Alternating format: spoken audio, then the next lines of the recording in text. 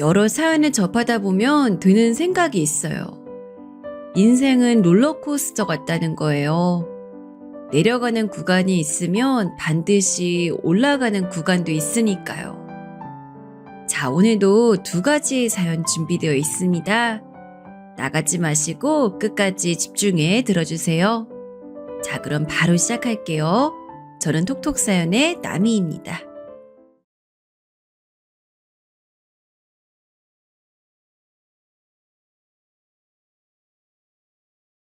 안녕하세요.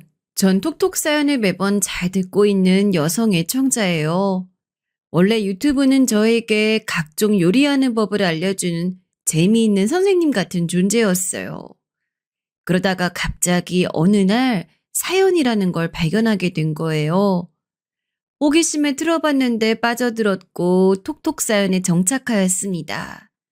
하나씩 틀어놓고 제가 불같은 성미를 잠재우고자 새로 들인 취미인 자수를 놓으면 지루하지도 않고 시간이 아주 잘 가네요. 라디오를 들으면 전 사연 같은 것만 듣고 싶은데 자꾸 노래 틀고 광고 틀고 헛된 부분들이 많거든요. 그런데 톡톡 사연은 이야기 보따리만 가득하니 아주 알짜배기가 따로 없습니다. 이런 걸 여태까지 저만 몰랐다니 더 일찍 알지 못했다는 게 아쉽기까지 하네요. 요즘에 유튜브에서든 아니면 TV 프로그램에서든 성경 유형 검사에 대한 얘기가 엄청 많더라고요. 여러분도 혹시 그 검사를 해보셨나요? 젊은 친구들 사이에선 이 검사를 안 받으면 요새 대화가 안 된다고 하더라고요. 그걸 보면서 제가 생각했죠. 한때는 혈액형 가지고 그렇게 사람 유형을 분류하더니 A형이면 소심하고 AB형이면 사이코 기질이 있다고 했던가? 지금 생각하면 그게 얼마나 어이없던 일이었던지. 사람은 그런 검사로 판단하는 게 아니라 직접 부딪혀보고 그 진면목을 아는 수밖에 없는데. 남들에게 보여주고 싶은 가면을 겉으로 뒤집어 써버리면 그 안에 어떤 능구렁이가 또아리를 들고 앉아있을 줄 누가 안답니까? 하여간 저는 저런 것들로 사람을 쉽사리 분류하고 판단할 수 있다고 믿지 않는 사람 중 한 명인데요. 그건 어쩌면 제가 옛날에 유행했던 혈액형 분류 이전에 존재했던 선입견. 바로 외동은 자기 중심적이다라는 것에 은근히 대이며 살아와 그런 걸지도 모르겠어요. 외동은 같이 자란 형제들이 없어서 싸가지가 없다나 하는 선입견들이 은근히 있다는 것을 전 자라면서 느꼈던 사람이에요. 각설하고 제가 처음부터 지금의 가정환경을 가지고 있었던 건 아니랍니다. 남들은 지금의 저를 보며 외동으로서 관심과 애정을 집에서 독차지하고 유복한 배경을 가지고 살아온 줄로만 그렇게 여기는데 꼭 그렇진 않았죠. 아무에게도 들춰 보여주지 않았던 제 숨겨진 과거가 있습니다. 지연아, 너 10번이 뭔지 알아? 그럼 12번은 뭔지 알고? 어머나, 고개 끄덕이는 것 좀 봐. 벌써 거기까지 숫자를 셀 줄 아는 거야? 우리 딸 지연이 정말 똑똑하네. 이 엄마 하나도 안 닮아서 그런지 벌써부터 머리가 좋아. 그럼 이 말도 뭔 뜻인지 우리 지연이 알아듣겠네? 지연아, 엄마는 너를 괜히 낳았다고 하루에 10번도 후회하고 12번도 후회해. 손가락으로 세어봐. 응? 그게 몇 번인지 한번 세어봐. 희미한 기억 속에 담겨 있는 좁은 공간. 그곳에서 전 엄마와 단둘이었습니다. 엄마는 저를 두고 항상 똑똑하다고 말씀을 해주셨던 분이에요. 그리고 항상 쓸모없이라는 말도 덧붙이곤 하셨죠. 제가 똑똑해봤자 쓸모없다고 하셨던 거예요. 어렸던 저였으나 직감이라는 게 있었는지 어렴풋이 그 이유를 알 것 같았습니다. 바로 제가 아빠를 닮았기에 머리가 똑똑해서 그러니까 쓸모없는 것이라고 엄마는 욕을 하고 있었던 거였죠. 그런데 엄마는 틀렸습니다. 사실 전 당시에 10번과 12번을 정확히 알지 못했거든요. 제가 정말로 그렇게 똑똑했다면 고작 5살 나이에도 숫자 세는 걸 아주 잘했을 겁니다. 하지만 제가 그때 이미 샘을 깨우친 것처럼 굴었던 것은 본능적으로 엄마를 향해 제가 하나라도 잘하는 것이 있다는 것, 그것을 증명해 드리고자 하는 욕구가 있었기 때문입니다. 엄마는 제가 아빠를 닮았다며 그것을 무척 싫어하셨지만 그러면서도 제가 영민하게 굴 때면 그거 가지고 한참을 말씀하셨거든요. 그러니까 어렸던 저로서는 엄마의 관심을 끌고자 정말로 똑똑한 척 굴었던 것 같아요. 제가 정말로 똑똑하게 잘하는 거. 그건 바로 엄마의 눈치를 보는 것과 분위기를 살피는 것이었습니다. 엄마의 기분이 평소보다 안 좋을 때면 알아서 조용히 했고, 배가 고파도 양손으로 배를 쥔 채 구석에 가서 웅크리며 가만히 있었어요.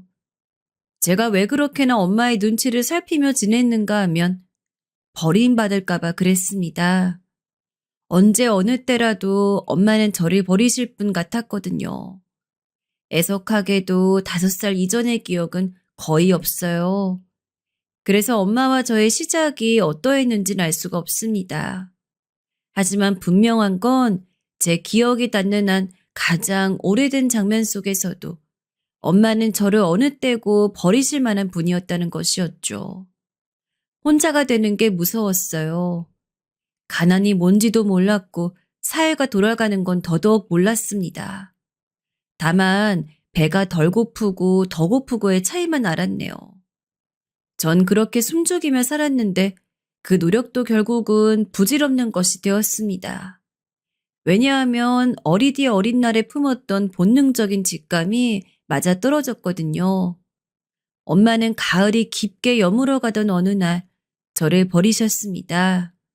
변변한 옷이 없어 있는 것들을 마구 껴입었던 기억이 나요. 상의만 4겹을 껴입어서 전 펭귄처럼 걸으며 엄마 손을 붙잡고 있었고 생전 처음 와보는 한적한 동네의 길목에 멈춰 섰습니다. 지연아, 너 이제 여기 가만히 서 있어? 엄마가 슈퍼 가서 과자 좀 사올게. 알았지? 어, 엄마, 나도 같이 가면 안 돼요? 과자 고르러 같이 가고 싶어요. 같이 갈래요. 나도 데려가요. 안 돼. 슈퍼가 너무 멀어서 안 돼. 우리 딸 너무 어리고 작잖아. 그치? 우리 지연이는 아직 작아서 엄마만큼 빨리 못 걸어. 그러니까 엄마 혼자 다녀올게. 여기서 얌전히 있어. 절대로 어디 가면 안 된다. 엄마랑 새끼손가락 걸고 약속. 저를 향해 안 되라고 무섭게 외치셨던 엄마의 모습만은 지금도 마치 10분 전에 본 것 마냥 너무나도 선명해요. 그만큼 인상 깊은 순간으로 제 뇌리에 박혔다는 것이겠죠. 엄마는 그때 아셨을까요? 그때 그 순간이 당신의 딸에겐 영영 잊지 못할 장면으로 남게 될 거라는 사실을 말입니다. 그런데 만약 그랬다 하더라도 엄마는 저를 끝끝내 버리셨을 분 같아요.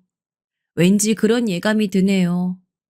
전 눈물을 글썽이며 엄마와 새끼손가락을 걸었습니다. 전 과자를 고르고 싶은 욕심이 없었어요. 다만 엄마가 이대로 저를 두고 사라져 버리실 것 같다는 느낌이 들어 일부러 그렇게 굴었던 거예요. 하지만 전 힘없는 어린아이였고 하는 수 없이 새끼손가락을 걸었습니다. 그러면서 엄마는 저에게 마지막 당부를 남기셨어요. 그리고 절대로 누가 우리 지연이한테 와서 이름이 뭐냐, 어디 사냐, 부모님 어디 계시냐, 부모님 누구냐, 엄마 이름 아냐 이런 것들 혹시 물어보잖아? 그러면 대답하지 마. 모른다고 해. 나쁜 사람들이 너무 많으니까 함부로 그런 거 알려주면 안 돼. 그래도 자꾸 누가 물어보면 이름만 알려줘. 우리 지연이 이름만 알려주고 엄마 이름은 알려주지 마. 알겠지? 엄마하고 약속한 거다. 엄마, 언제 오실 거예요? 과자 사가지고 다시 언제 오실 건데요? 언제라니? 금방 올 거야. 그러니까 기다려. 엄마하고 한 약속만 지키면서 얌전히 기다리고 있으면 엄마는 반드시 돌아올 거야. 그런 뒤에 저를 향해 웃어 보이신 엄마는 참 어여쁘신 분이었습니다. 젊으셨죠. 그 당시 제 눈에도 그렇게 보였어요. 전 새끼손가락을 풀고 싶지 않았으나 이번에도 저는 아무런 힘이 없었습니다. 엄마가 새끼손가락에 힘을 주어 떼어냈고 곧바로 등을 돌리셨어요. 그리고는 잠시 그대로 멈춰 계셨습니다. 몇 초 그렇게 계시다가 갑자기 빠르게 걸음을 옮기셨고요. 저는 멀어지는 엄마의 뒷모습을 보며 쫓아가고 싶은 충동과 싸우느라 울기 시작했습니다.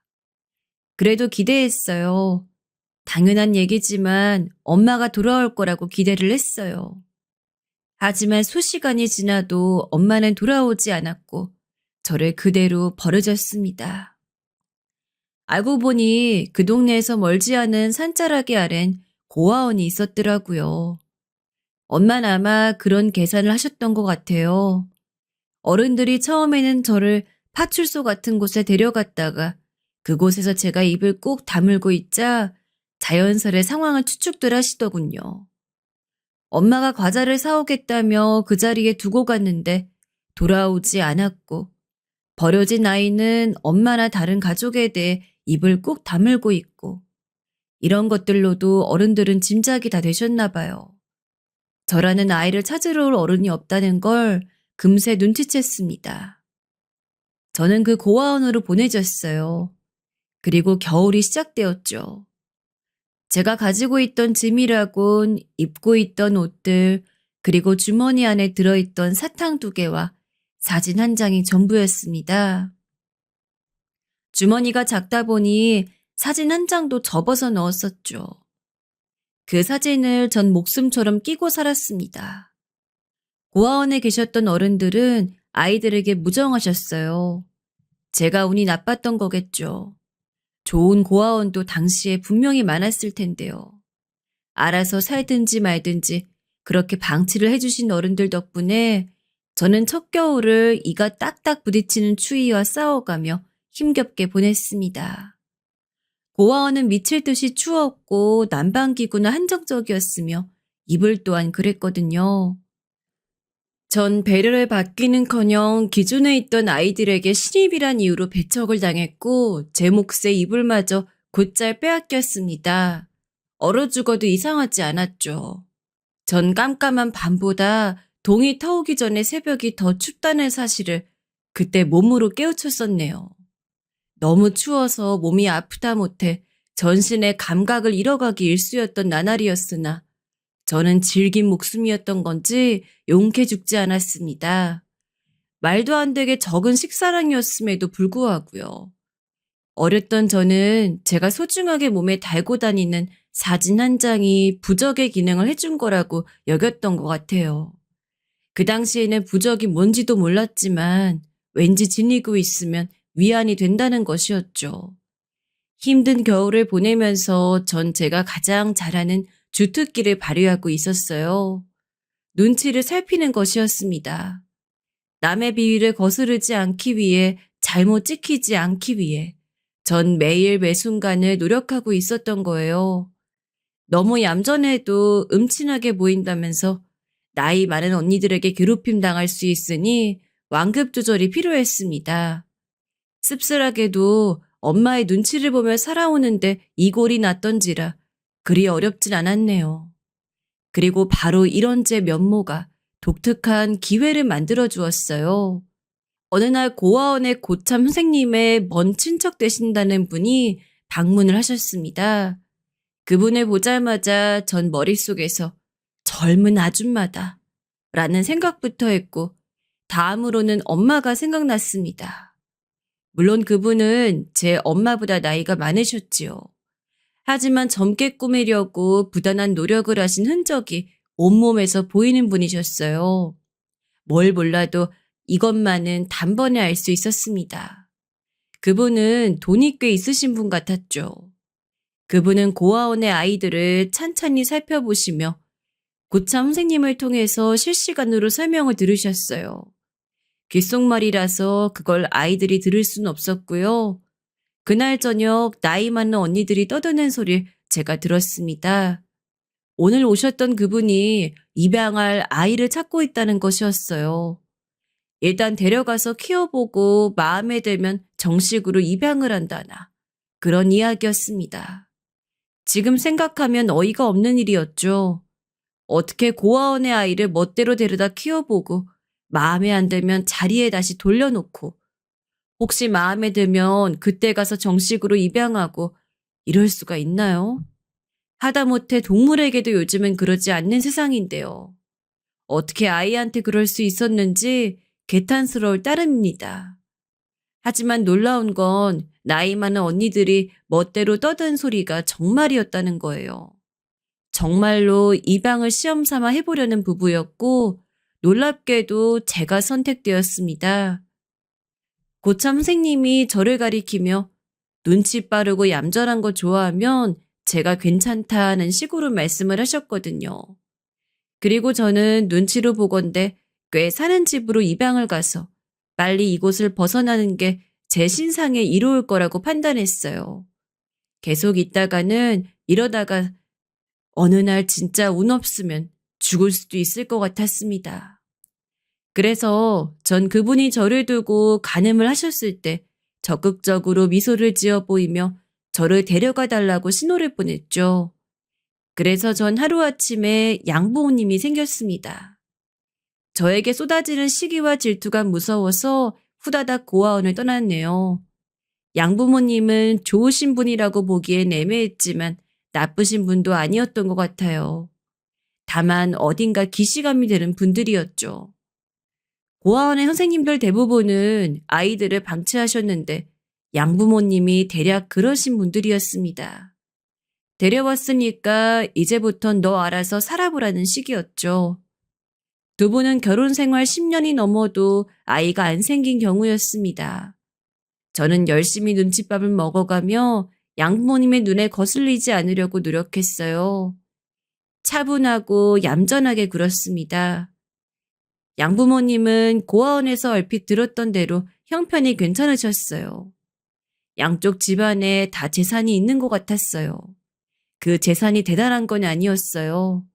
문제가 있다면 재산이 썩 대단하지 않다는 사실을 양아버지와 그 형제분들이 너무 늦게 알았다는 것 같았습니다. 내가 진짜 온통에 살 수가 없어.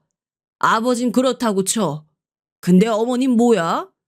어떻게 어머니가 자식한테 이러실 수가 있지? 어쩜 작정하고 속이실 수가 있어? 그 정도 재산이 없다는 걸 진작 알았으면 내가 그렇게 엄마한테 돈을 쓰지도 않았지.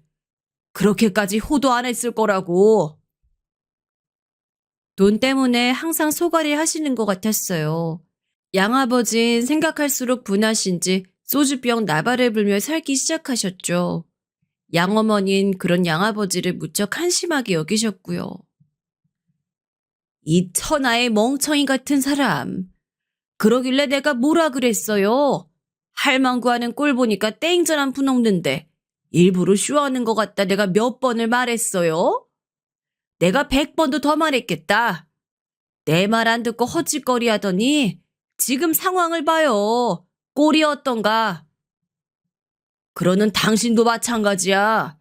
내가 그 당신의 빌어먹을 고향 친구인지 뭔지 아는 수상한 놈팡이. 딱 봐도 수상하니까 투자에게 투자도 듣지 말라고 했지. 근데 내 말은 귀뚱으로 듣지 않고 홀린 듯이 투자에 끼어들더니 죄다 말아먹었잖아. 내가 우리 친정 식구한테 돈 빌려야겠다는데 당신이 말릴 자격이나 있었어요? 거기에 당신이 번 돈 땡전 한 푼 안 들어갔으니 쓸데없이 목소리 높이지 말아요. 당신이 개짓거리 해놓아서 이제 처가에서 당신 내쳤던데 근데 왜 내가 자격이 없어? 나야말로 크게 상관 있지.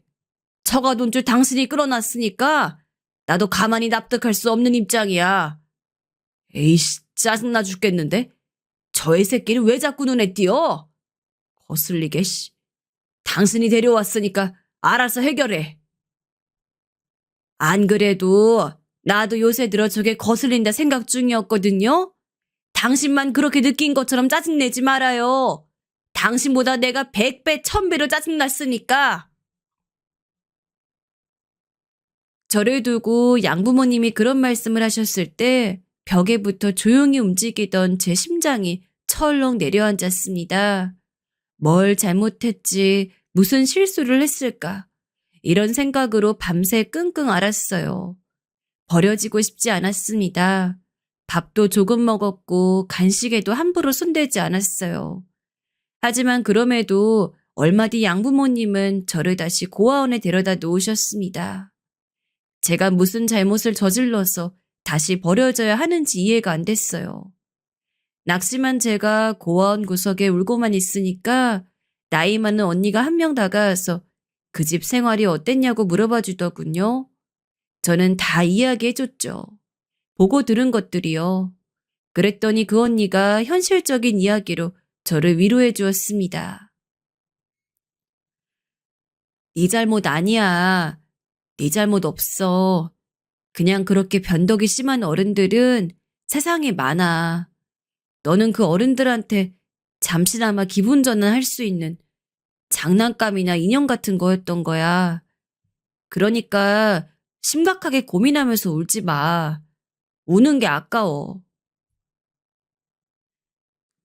당시에는 그 말뜻이 이해가 잘 안 됐었는데 크면서 이해하게 되었어요. 고아원에서 이미 현실을 깨우쳐버린 나이에 씁쓸한 단면이었죠. 사실 그 언니도 아직 어렸었으니까요. 그렇게 저를 진지하게 상담해준 언니가 있었던 반면 저를 못살게 괴롭힌 언니들도 있었습니다. 제가 자기들의 기회를 가로채서 입양을 다녀왔다며 저를 얄미운 기집애라고 욕했고 걸핏하면 발로 걷어찼어요. 가벼웠던 저는 걷어차이면 멀리 날아가 구르기 일쑤였죠. 선생님들은 그걸 보고도 아무 말씀 안 하셨어요. 아이들에겐 어른보다 때로 나이 많은 언니 오빠들이 더 무섭다는 것을 알고 계신 듯 했습니다. 그런 걸 이용해서 고아원 아이들의 서열을 정리하시는 것 같았어요. 그래야 본인들이 안 귀찮으니까요. 그 어렸던 제가 뭘 한다고, 대체 뭔 잘못이 있다고 언니들은 저에게 벽을 본 채 무릎을 꿇게 하는 걸 자주 시켰고 먹고 남은 잔반들을 강제로 제 입안에 쑤셔 넣었습니다. 그건 사실상 음식물 쓰레기였는데 말이죠. 이러다가 진짜 죽을 것 같았어요. 저 스스로 생각하기에 제가 체격이 좋은 것도 아니었고 건강한 편은 아니었으니까요. 언니들한테 아침 대바람부터 너 오늘 저녁에 보자 라는 공포스런 말을 들은 날이었습니다. 저는 머릿속이 하얘진 채로 그저 도망가야 한다는 본능밖에 남지 않게 됐어요. 저녁까지 기다리는 것도 무서웠고 저녁에 어떤 순환과 수모를 겪을지 두려웠습니다. 그래서 전 점심때를 맞춰 옷을 몰래 챙겨놨다 그대로 도망갔어요. 수풀에 몸을 숨겨가며 그냥 미친 듯이 앞만 보며 고아원과 필사적으로 멀어졌습니다. 마을로 들어섰을 때 마침 버스 정류장이 눈앞에 있었는데 제가 무슨 정신이었는지 그걸 타버렸어요. 당연히 돈은 없었죠. 그런데 관용을 베풀어 주신 버스 기사님 덕분에 여러 정거장을 한참 지날 때까지 타고 있다 내릴 수 있었습니다. 내려서는 그저 무작정 걸었어요. 제가 있던 고아원만 아니라면 아주 먼 곳에 있는 고아원이라면 그런 곳에 가면 좋겠다는 생각이 있었죠. 배가 고픈 걸 참는 것엔 이골이 낫다고 생각했었는데 그것도 한계가 있더라고요. 정처 없이 떠돌며 걷던 저는 금세 배고픔에 직면했습니다. 배가 고프니까 더 움직일 수도 없었어요. 저를 받아줄 다른 시설을 찾으려면 모르긴 몰라도 여정이 한참 남았을 텐데 벌써부터 이렇게 지치다니 절망적이었습니다. 울고 싶은 걸 꾹 참았죠. 울 땐 제법 개운하지만 울고 나서 더 배가 고파지니까요. 우는 것도 사치였어요. 만약 저를 수상하게 여긴 어른이 나타나 저를 파출소 같은 곳에 데려간다면 전 다시 그 고아원으로 보내질 게 뻔했습니다. 어렸지만 그런 예감이 있었어요. 왠지 그 고아원이 돌아가는 모습을 보건대 자기들끼리 똥똘 뭉쳐있고 지역의 공무원들과도 이해관계가 좋은 것 같았습니다. 제 말은 무시될 게 분명했어요. 줄임배로 움켜잡고 그런 슬픈 가정까지 마친 저는 시야에 들어온 식당 간판을 도저히 그냥 지나칠 수 없었습니다. 만약 이대로 다시 그 고아원에 들어가는 결말이라면 차라리 맛있는 밥 한 번이라도 원 없이 먹고 싶단 바람이 들었어요. 어쩌면 그 고아원에 돌아가는 것보다 최악의 결말이 있을지도 몰랐고요.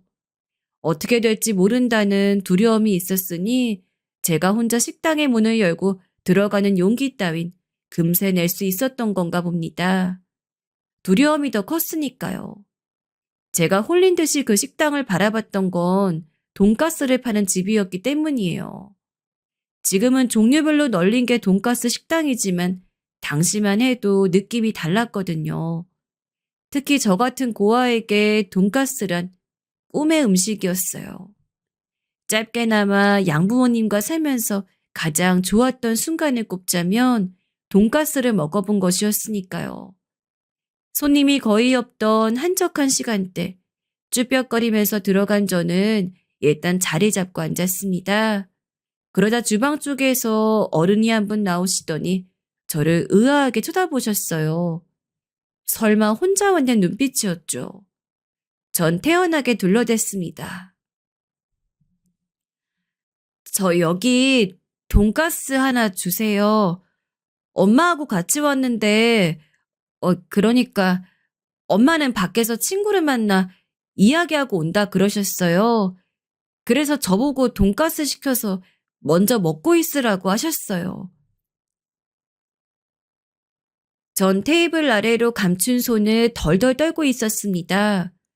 용케 말에 뱉었는데 주방 직원분께서 저를 보며 고개를 갸웃하셔서 심장이 떨어지는 줄 알았죠.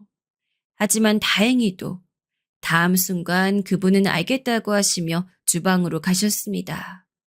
돈가스가 나오기 전까지 전 심장이 두근거려 머릿속이 하얘진 채로 가만히 앉아 있었어요. 이윽고 제 눈앞에 따뜻한 돈가스가 놓여졌을 때 잠시 잊었던 미칠 듯한 허기가 저를 장악했습니다. 전 태연스레 행동해야 한다는 것도 망각한 채 허겁지겁 돈가스를 먹기 시작했어요. 갓 나온 돈가스를 바로 먹기엔 어렸던 제 입안의 살이 너무 여렸지만 그럼에도 입안이 다 헐어도 상관없다는 듯 마구 먹어댔습니다. 태어나서 이렇게 맛있는 걸 먹어본 적은 처음이란 생각이 들었어요. 누가 쫓아오기라도 하는 것처럼 반쯤 먹었을 때 약간은 정신이 들었어요.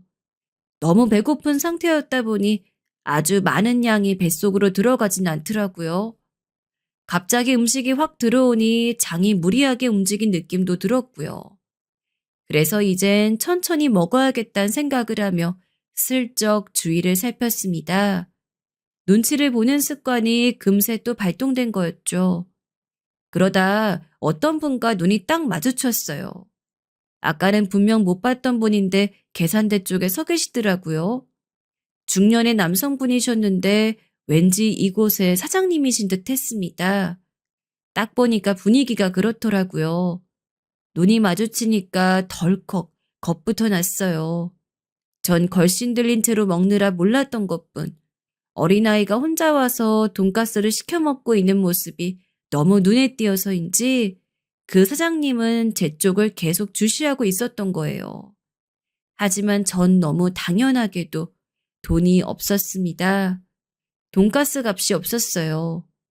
전 남은 돈가스만 쳐다보며 먹는 걸 이어갔으나 제가 시선을 돌린 이후에도 사장님은 저를 계속 보셨습니다. 그 눈길이 느껴져서 그때부턴 더 이상 돈가스가 맛있게 느껴지지 않았어요. 큰일 났단 생각만 머릿속에 들고 있었죠. 어떻게 해야 하지? 라는 생각으로 전전긍긍하고 있던 바로 그때였습니다. 얘, 너 엄마는 어디 계시니? 왜 혼자야? 너 행색을 보니 꾀죄죄한데 부모님은 뭐 하시는 분이니? 너 이거 다 먹은 거 낼 돈 있어? 돈 있는 거 맞아? 사장님께서 어느새 제 앞으로 다가와 계셨어요. 그리고는 저를 내려다보시며 무섭게 물어보셨습니다. 전 너무 떨려서 차마 사장님을 똑바로 올려보지 못하고 약간 고개를 숙인 채로 부모님 있어요, 돈 있어요 라는 말을 중얼거렸습니다. 그냥 반사적으로 그런 변명이 흘러나가더라고요. 그러자 사장님께서는 저보고 어디 사냐고 질문을 던지셨습니다. 어느 동네에 어떤 집에 사냐고 물으시는 것에 저는 긴장감으로 미칠 것 같아졌어요. 전 집이 없는데 주소가 어떻게 있겠나요? 그래서 오면서 우연히 봤던 동네 이름을 댔어요. 전 나름 기지를 발휘했다고 생각했건만 올려다본 사장님의 얼굴엔 의심이 역력했습니다. 그 동네에서도 어디 사는지 부모님 뭐 하시는 분인지 이어서 물어보셨죠. 그러자 전 빠져나갈 구멍이 없다는 생각에 너무 무서워졌고 저도 모르게 자리에서 벌떡 일어났습니다. 그리고 출입문 쪽을 바라봤는데 그러자마자 사장님께서 제 팔을 거칠게 잡으셨어요. 어쭈? 뭐야? 너 무전취식이야? 내가 이럴 줄 알았지.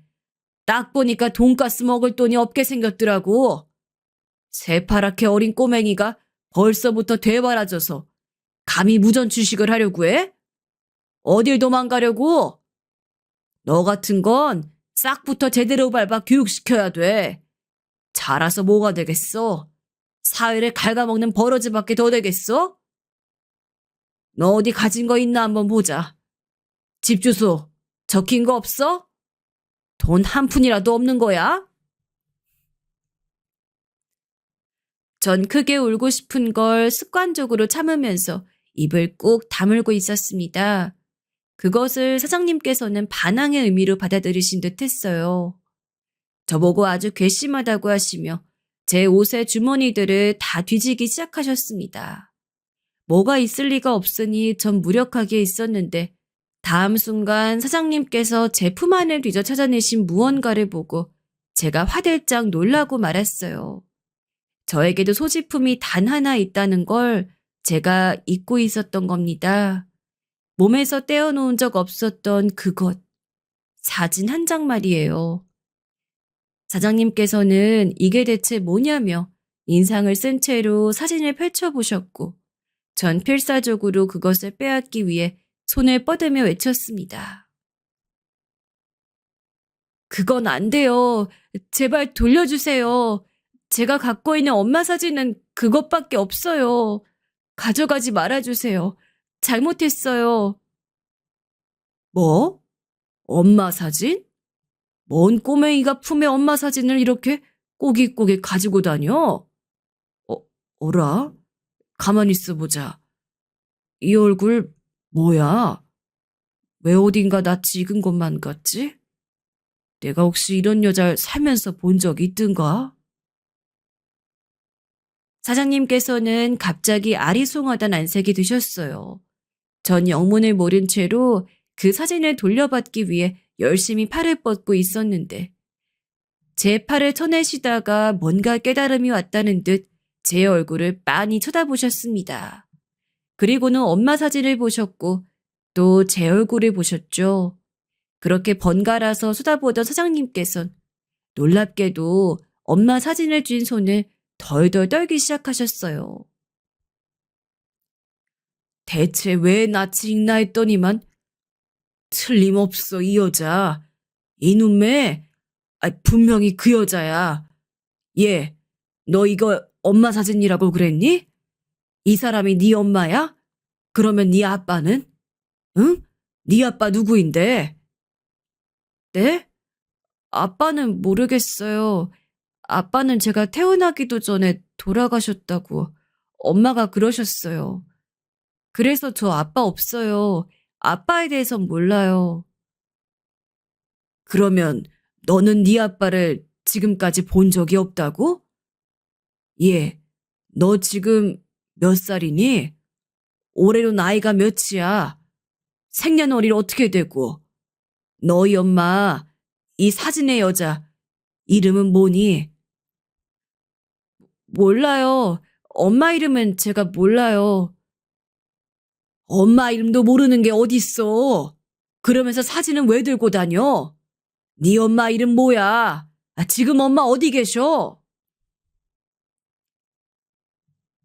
사장님께서는 답답하신지 가슴을 두드리며 외치셨고 무서워진 저는 그동안 꽁꽁 숨겨두었던 엄마의 이름을 제 입으로 뱉고 말았습니다.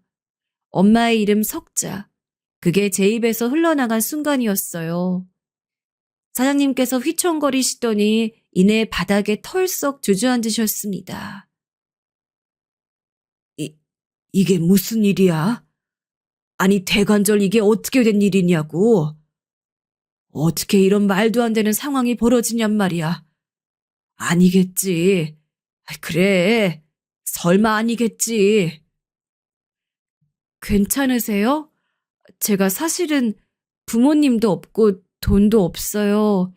아빠는 원래 없고 엄마는 저를 버렸어요. 고아원에 있다 나왔는데 너무 배가 고파서 돈가스가 너무 먹고 싶어서 잘못을 저질렀습니다. 죄송해요. 잘못했어요. 전 씩씩하게 말을 하려고 했으나 눈물이 줄줄 흐르고 있었습니다.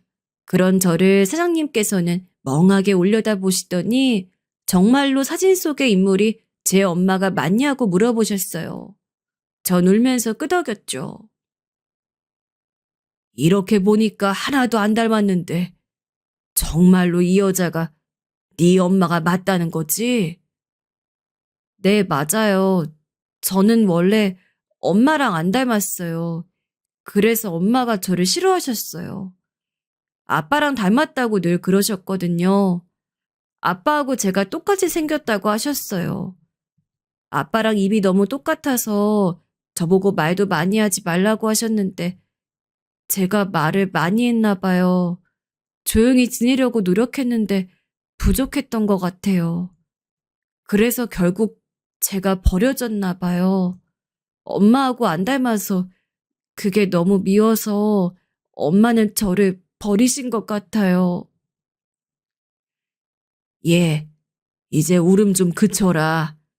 그렇게 너무 울면 머리 아파져.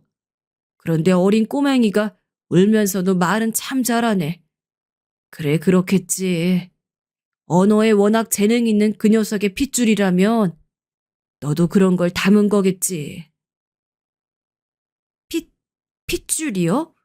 그게 무슨 말씀이세요?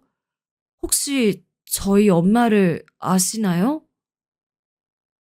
알고 싶지 않은데 애석하게도 안다. 그리고 네가 아무래도 내 조카일지도 모른다는 생각이 드는구나.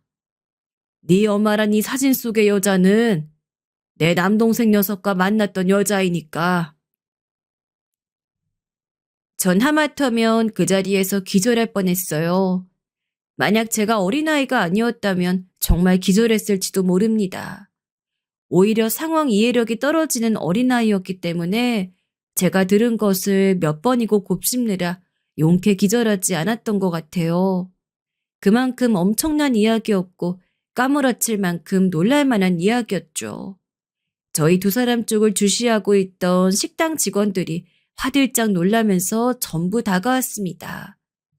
대체 어떻게 된 일이냐며 난리들도 아니었어요. 누구보다 그렇게 묻고 싶은 건 바로 저였습니다. 사장님께서는 저를 도로 자리에 앉혀주셨고 갑자기 어디론가 가시더니 잠시 후에 손에 뭘 들고 나오셨어요. 알고 보니 식당 안쪽에 생활 공간이 있었더라고요. 거기서 작은 액자 2개를 가지고 나오셨는데 그건 바로 가족 사진들이었습니다. 제가 여전히 어리둥절한 채로 멀뚱하게 있자 사장님께서는 사진 속의 어떤 인물을 손수 검지 끝으로 지목해 저에게 알려주셨어요. 이 녀석이 내 남동생이야. 이건 대학 들어가고 나서 찍은 사진이고 이쪽에 이건 중학교 들어가기 직전에 찍은 사진이었지. 전 어안이 벙벙해서 사진 속의 인물을 쳐다보고 있는데 어느새 저를 둘러싸고 있던 직원분들이 쑥덕거리기 시작하셨어요. 그러자 전 눈치로 상황을 이해할 수 있었죠. 그제서야 제 눈에도 보이더라고요. 사진 속의 인물, 사장님의 남동생분이 누군가와 무척 닮아있단 사실이었습니다. 닮은 사람은 바로 저였죠. 그것을 인지하고 나자 온몸에 소름이 돋아났어요. 사장님께서는 복잡 미묘한 눈길로 저를 바라보고 계셨습니다. 희한한 일이었어요. 엄마보다도 제 눈앞에 이 사장님께서 저와 얼굴의 느낌이 더 비슷했으니까요. 조금 더 나중에 정확히 알게 된 것이었지만 제가 외모를 친탁했더라고요. 그래서 친가 핏줄들과 무척이나 닮아 있었어요. 결론적으로 네, 사장님과 저는 가족이 맞았습니다. 전 그분의 조카였고 그분은 저희 큰아버지 되시는 분이었던 거예요. 그땐 너무 정신이 없어서 사실 반 정도는 이해를 못했었는데 큰아버지께서 저에게 들려주신 아빠와 엄마의 이야기는 바로 이런 것이었습니다. 버림받을까봐 오직 그것에만 신경 쓰느라 전 엄마가 어떤 인생을 살아오셨는지, 아빠와 어떤 과거가 있었는지 함부로 물어볼 생각조차 못했었는데 설마 이런 식으로 알게 될 줄은 상상도 못한 바였죠. 엄마는 가정 형편이 안 좋았고 가족들도 뿔뿔이 흩어진 환경이었던 반면 아빠는 상대적으로 아주 유복화 환경에서 나고 자라신 분이었어요. 그런 두 사람이 서로 눈이 맞았습니다. 하지만 로미오와 줄리엣이 따로 없었던 거예요. 아빠는 집안의 거센 반대에 직면했고 그러자 엄청난 선택을 하셨어요. 가출을 하셨습니다. 이때 집안이 완전히 뒤집어졌다고 해요. 그래서 큰아버지께서는 엄마를 두고 대단했던 여자라고 회상을 하셨지요. 아빠는 착실하게 모험생으로 살아온 집안의 자랑거리였건만 엄마 때문에 눈이 뒤집어져 가출까지 해버리셨으니까요. 하지만 두 분의 사랑은 계속 타오를 수 없었나 봐요. 사랑만 믿고 살기엔 현실이 너무 팍팍했을 수도 있고요. 두 분은 자주 싸우셨어요. 그러다가 어느 날 격하게 감정적인 다툼을 하셨고 서로가 서로에게 이별을 고했습니다. 아빠는 집에 돌아오시자마자 무릎부터 꿇으셨다네요. 앞으로는 집안 어른들 말씀만 듣고 살겠다며 맹세를 했대요. 그리고 아빠는 집안에서 붙여준 여자와 결혼을 하셨지요. 결혼이 금세 진행되었던 건 여자 쪽이 무척 잘 사는 집안이었기 때문이라 합니다. 이런 엄청난 기회를 놓칠 수가 없다며 어른들이 성화를 부리셨고 아빠는 떠밀리듯 결혼을 하셨어요.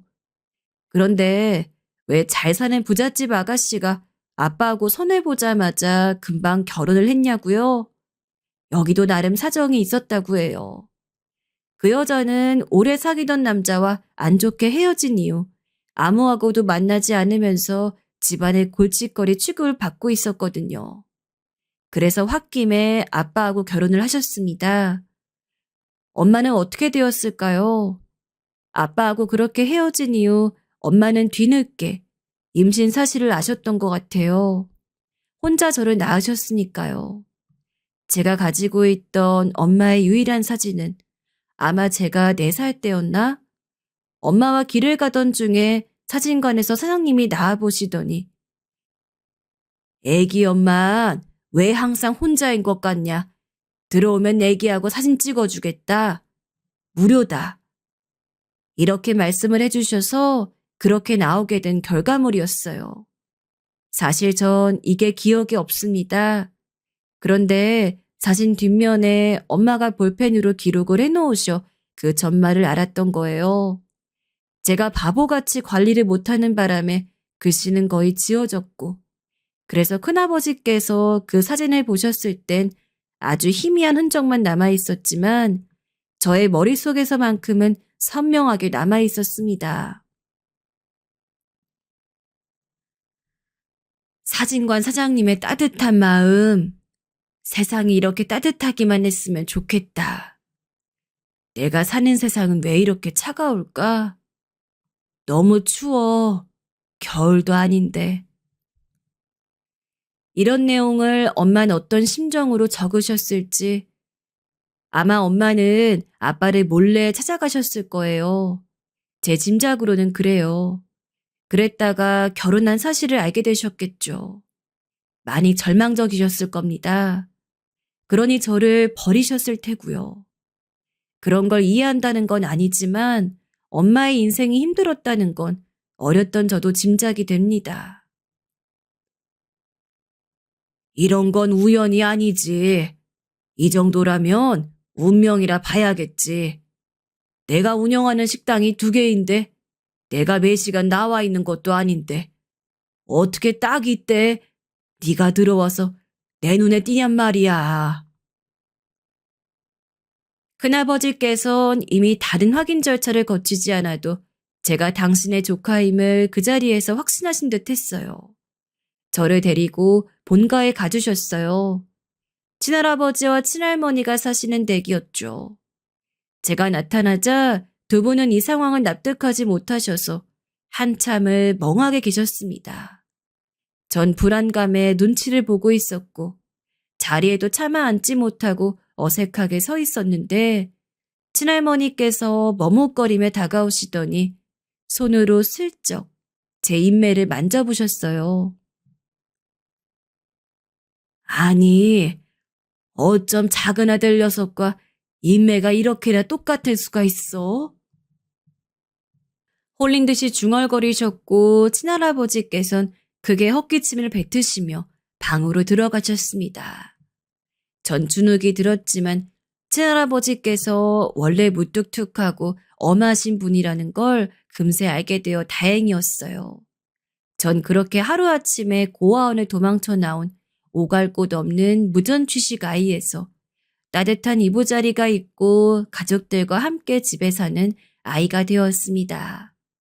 사실 그때까지만 해도 제대로 실감이 안 되었고 그냥 더 이상 굶지 않아도 될 것 같다는 예감이 들어 그게 가장 기뻤던 것 뿐이었어요. 아빠는 그때 일본에 가 계셨습니다.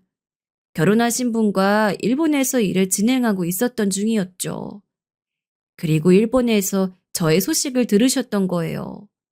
바로 알린 건 아니었고 제가 조부모님 댁에서 먹고 자고 하며 딱 일주일을 보냈을 때 큰아버지께서 아빠에게 연락을 하셨습니다. 그로부터 이틀 뒤 아빠가 오셨어요. 그 옆에는 결혼하신 여자분도 함께였죠. 전 뭐라고 말을 해야 할지 몰라 가만히 있었는데 저를 빤히 내려다보시던 아빠의 눈에 서서히 눈물이 맺혀가는 걸 보자 저도 왠지 울컥해지고 말았습니다. 아빠하고 전 너무나도 많이 닮아 있었어요. 제가 양 인매의 끝이 구불거리며 말려 올라간 모양입니다. 가만히 살펴보면 아주 독특한 인매예요. 그런데 아빠 인매가 그렇더라고요. 마치 복사를 한 것 같았어요. 이렇게까지 닮았다면 저도 도저히 제 마음속에서 내 아빠가 맞나 봐라는 희망을 지울 수가 없어진 거예요. 제가 용기를 내서 아빠를 향해 한 걸음 먼저 떼었을 때 바로 그 순간이었습니다. 한 번에 거리를 좁혀온 아빠가 저를 와락 껴안으셨어요. 나에게 딸이 있었구나. 이렇게 어여쁜 딸이 있었네. 내가 이런 사실도 모르고 여태까지 살아왔다니. 이런 바보 같은 아빠라서 너에게 너무나도 미안해.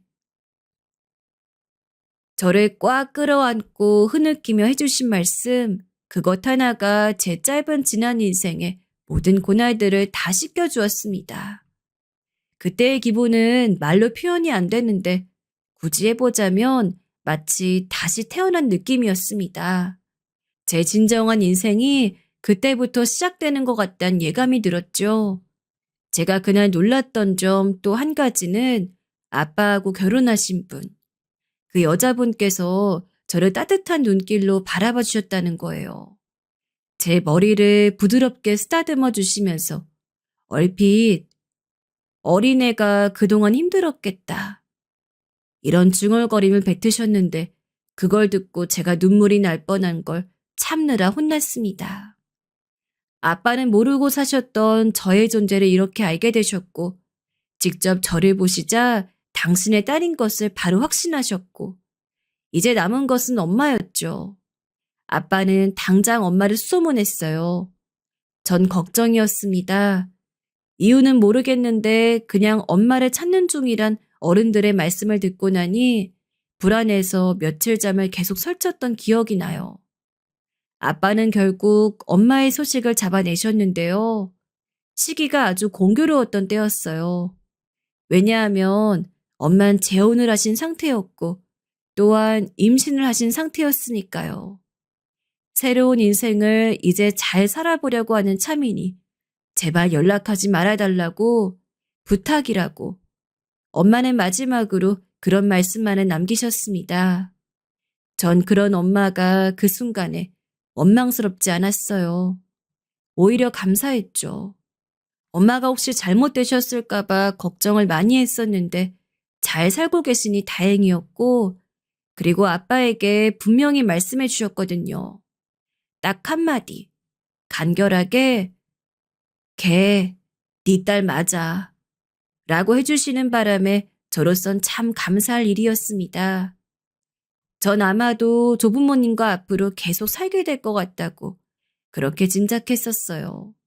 하지만 제가 예상하지 못한 변수가 등장하려던 찰나가 바로 그때였던 거예요. 지연아, 혹시 아빠하고 살아줄래? 앞으로 아빠하고 그리고 아빠랑 결혼한 아줌마하고 이렇게 셋이 살 생각은 없을까? 아빠는 그러고 싶은데. 그, 그치만 제가 있으면 방해가 될 거예요. 아빠한테 다른 딸들이나 아들이나 그런 자식이 생기면 저는 걸리적거릴 거예요. 뭐? 너는 어린애가 무슨 그런 말을 하니? 대체 어떻게 살아왔길래 그런 것부터 걱정하며 벌써부터 눈치를 봐. 그러지 않아도 돼. 정말이야. 지연아, 사실은 아빠하고 아줌마하고 우리가 좀 사정이 있어. 아빠는 당시에 그 사정이 무엇인지 밝혀주지 않으셨지만 시간이 지나며 전 자연스레 알게 되었어요. 아빠하고 결혼하신 그 여자분은 결혼 직후 임신을 곧장 하셨습니다. 그랬다가 무려 만삭 때 유산을 하신 거예요. 깊은 상심에 차서 집안의 일을 따라 일본으로 아빠 떠나셨던 점도 있다고 해요. 상심을 지우고자 기분 전환을 하려고 하셨던가 봐요. 일본에서 네로라 하는 병원 두 군데에서 진료도 받아보셨다고 하던데 앞으로 임신은 어려울 거라는 소견이 공통적으로 있었다고 합니다. 원래도 자궁이 약한 체질이었나 보더라고요. 그런 사실을 알게 되어 두 분은 무척 심란해하고 있었고 애써 덤덤하게 지내려 노력을 하고 계실 때 한국에서 놀라운 소식이 들려왔던 겁니다. 바로 아빠의 딸, 저의 등장이었죠. 아빠는 속으로 이렇게 딱 맞아떨어지는구나 라는 생각을 했다고 해요. 하지만 겉으로 티를 내기가 민망해 가만히 있었는데 그 여자분이 먼저 말을 꺼내주셨던 거예요.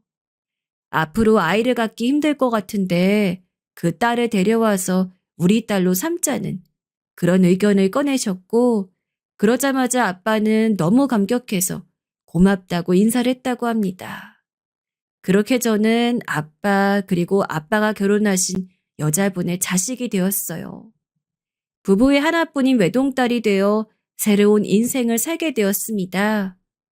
제가 편의상 여자분이라고 표현을 했을 뿐 지금은 저의 엄마예요.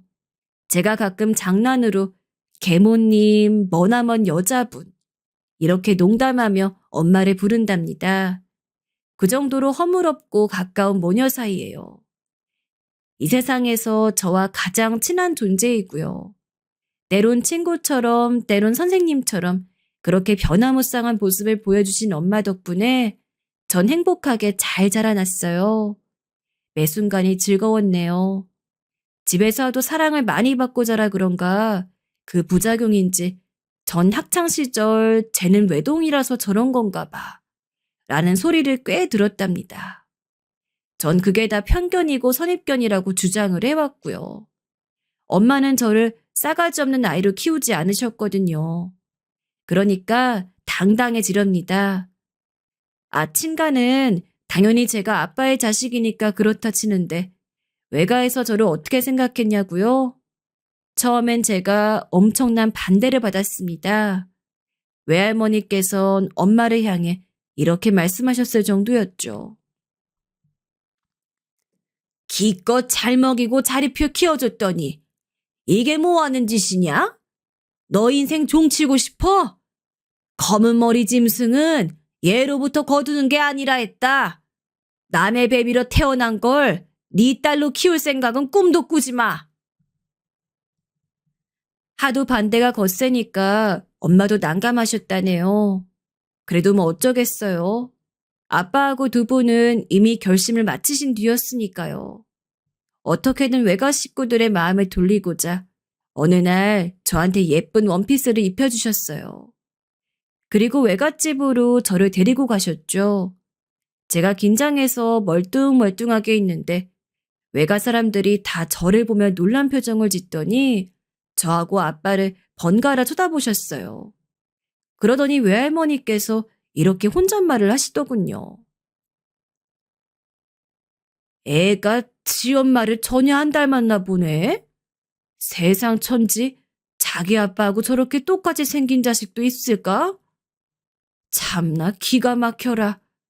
지 아빠하고만 닮았으니 남 생각 안 나서 대충 잘 키울 수 있을 것 같기도 하고 아닌 것 같기도 하고.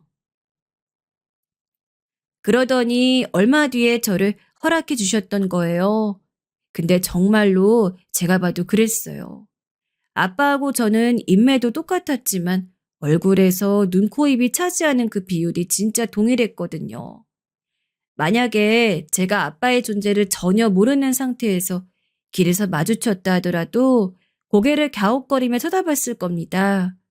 그런데 좀 신기한 건 성인이 되면서부턴 얼굴에서 아빠의 기운이 살짝 지워진 거였어요. 엄마하고 제가 워낙 친구처럼 잘 지내는 사이라 화장품도 일찍이 공유를 시작했거든요. 화장품도 같이 쓰고 화장법도 나누다 보니 희한하게 엄마하고 인상이 비슷해졌습니다. 아빠는 나이 들수록 본인만 소외되는 것 같다며 장난스레 투덜거리곤 하시네요. 기구하다고 생각될 만큼 힘든 어린 시절을 잠시 보냈었지만 지금은 사랑하는 가족과 함께 살고 있으니 인생이란 멋진 것이라고 생각해요.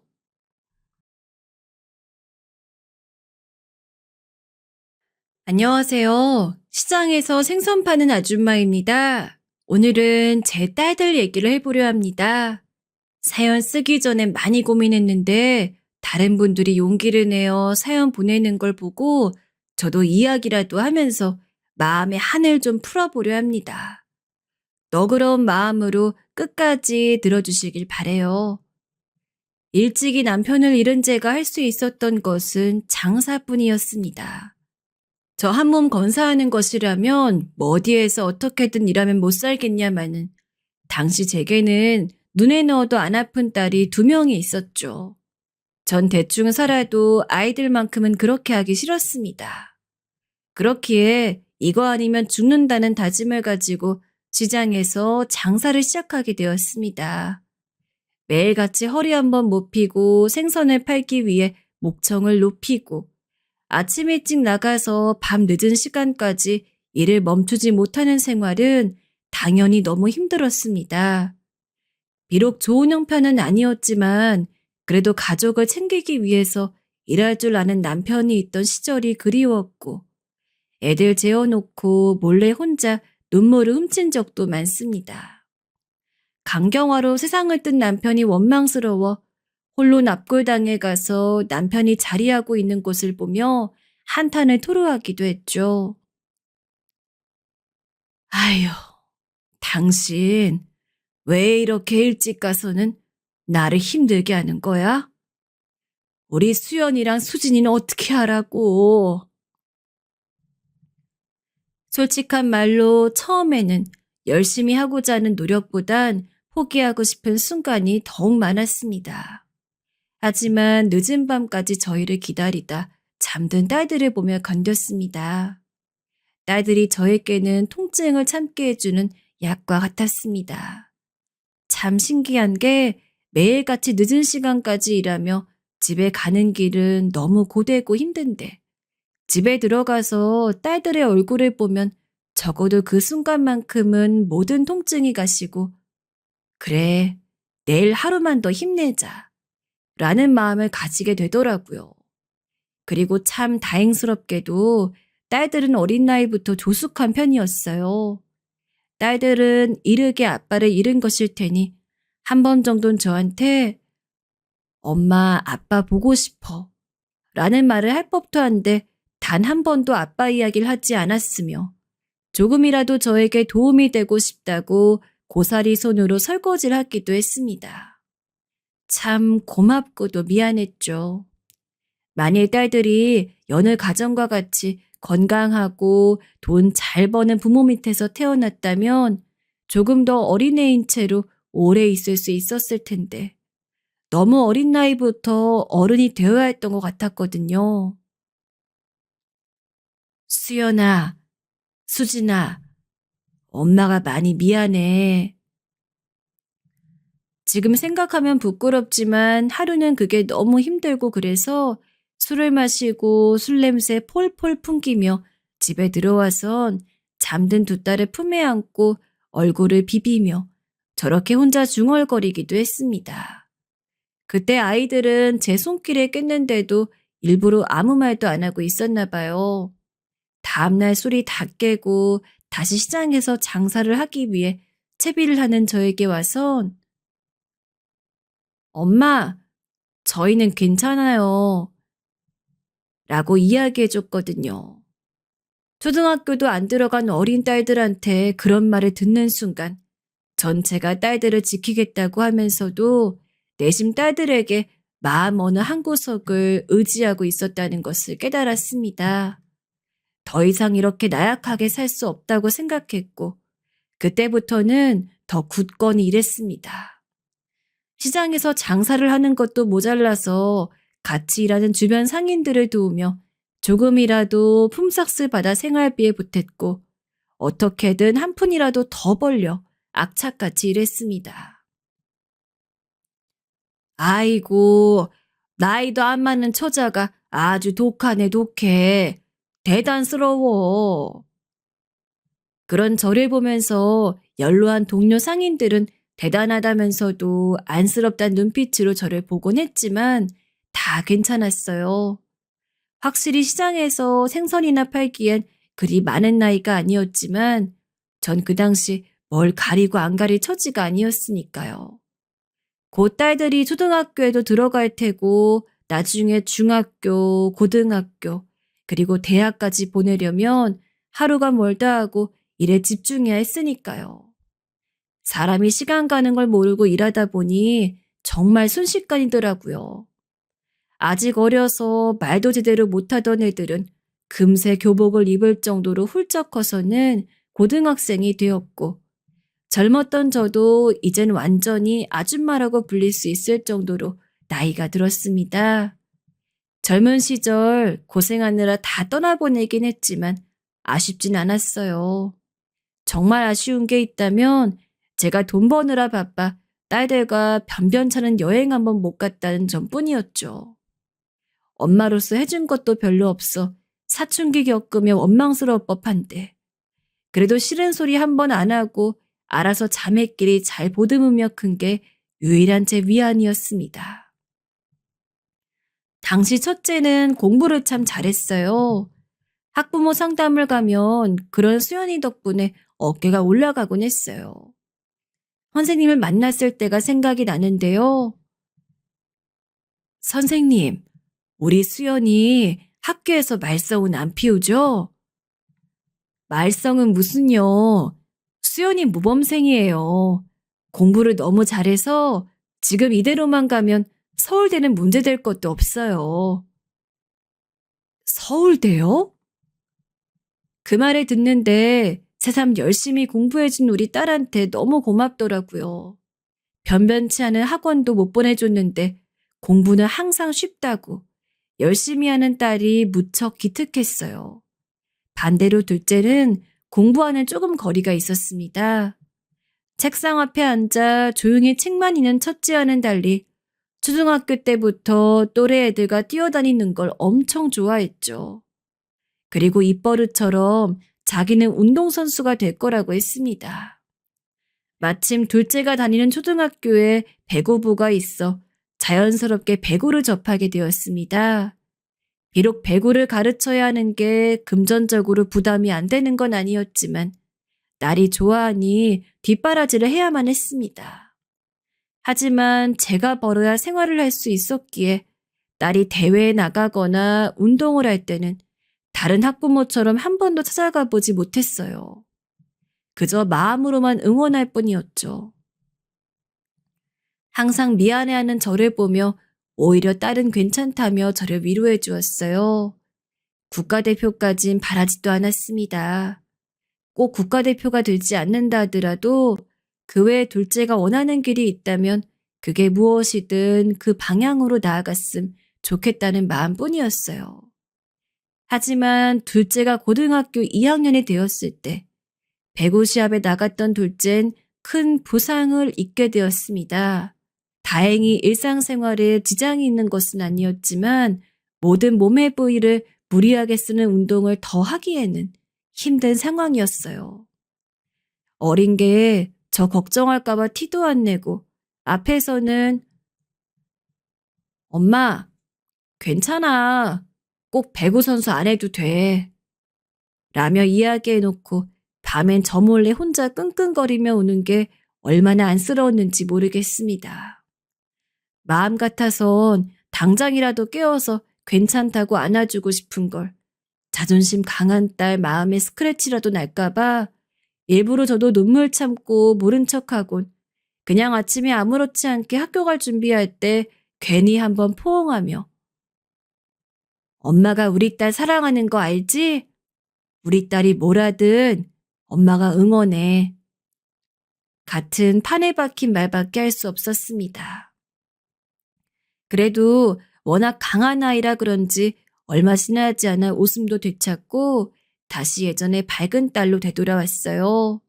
그러면서 이왕 이렇게 된 거 운동은 취미로만 남기고 앞으로의 진로를 찾을 때까진 저를 도와서 일을 하겠다고 했죠. 엄마로서 당연히 말렸습니다.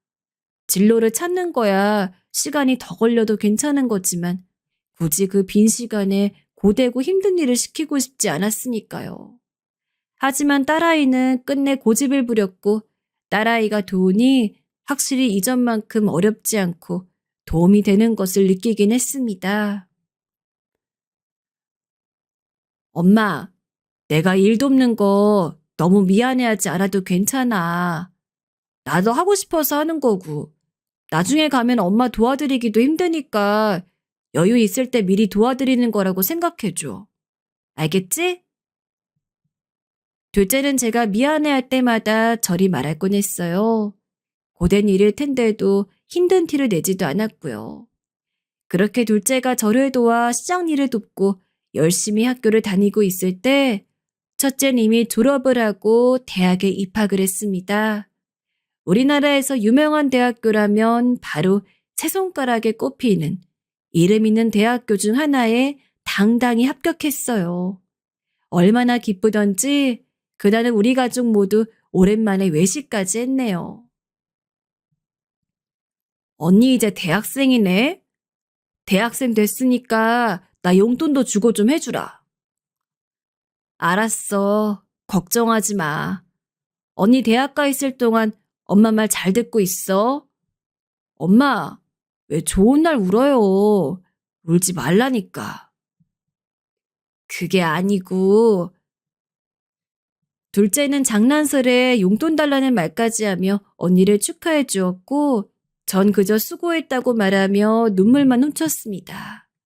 더 울면 주책이 될 것 같아 기쁜 마음에 입학금도 대주고 이후 등록금 걱정하지 말고 열심히 공부만 하라고 했죠. 첫째는 저에게 고맙다고 이야기했지만 어쩐지 성인이 된 이후론 예전만큼 모녀 사이가 가깝지 않은 느낌이었습니다. 처음엔 첫째가 대학을 다니느라 바빠지고 대신 둘째랑 붙어있는 시간이 늘어나다 보니 상대적으로 그런 기분이 드는 줄 알았어요. 하지만 확실히 미묘한 거리감이 있었습니다.